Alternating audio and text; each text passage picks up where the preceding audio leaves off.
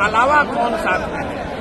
आज किसी बात के लिए बैठक थी, जाकर हम मुस्लिम समुदाय को ये बताएं कि आप आइए और देखिए कि बिहार बदलाव की इस यात्रा में कैसे हर समुदाय के लोग, हर वर्ग के लोग बड़ी तादाद में जनसुराज के साथ जुड़ गए हैं, संकल्प ले लिया है।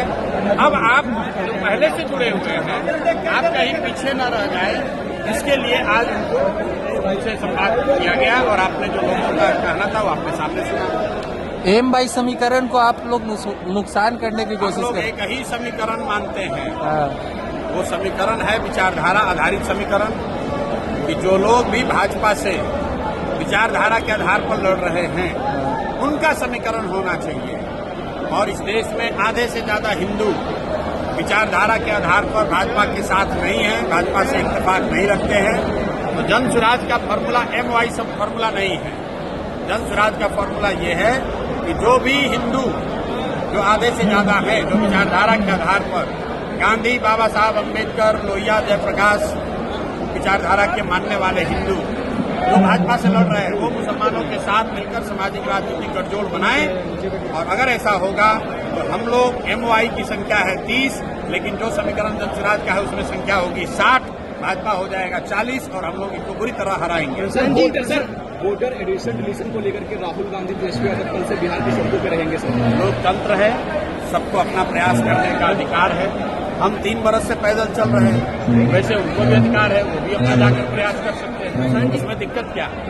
जी, विधानसभा चुनाव में मुस्लिम समाज और पिछड़ी समाज को कितनी हिस्सेदारी मिलेगी जनसुराज की तरफ से? मुस्लिम समाज के लिए अलग से कुछ कहने की बात ही नहीं है। जनसुराज के संविधान में लिखा हुआ है कि जिसकी जितनी संख्या है उसको उतनी भागीदारी मिलेगी।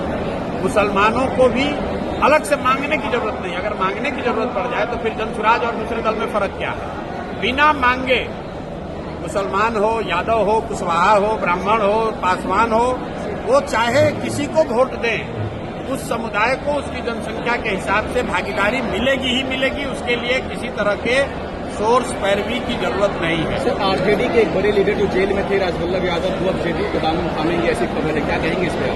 यही कहेंगे जो भाजपा का वॉशिंग मशीन की बात होती है। राजवल्लभ यादव पर रेप का, नाबालिग लड़की के साथ रेप का इल्जाम है, वो जेल में है।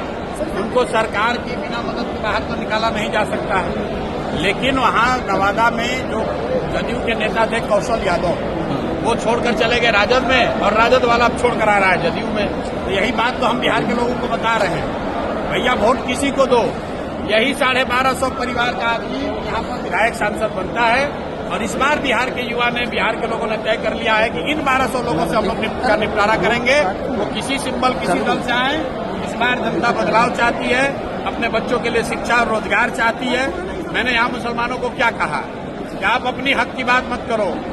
गांधीवाद ये है कि जब मुसलमानों की सुरक्षा की चिंता हिंदू करे और हिंदुओं की भलाई की चिंता मुसलमान करे, ये गांधी सिखाते हैं। मुसलमानों को अगर अपनी सुरक्षा के लिए बात करनी पड़े तो फिर राजद और जनसुराज में फर्क क्या है? आपको अपना हक मांगने के लिए यहाँ आवाज नहीं उठानी है। आपको कोई समाज में हक किसी का न मारा जाए, इसके लिए आवाज उठानी है। ठीक है, धन्यवाद।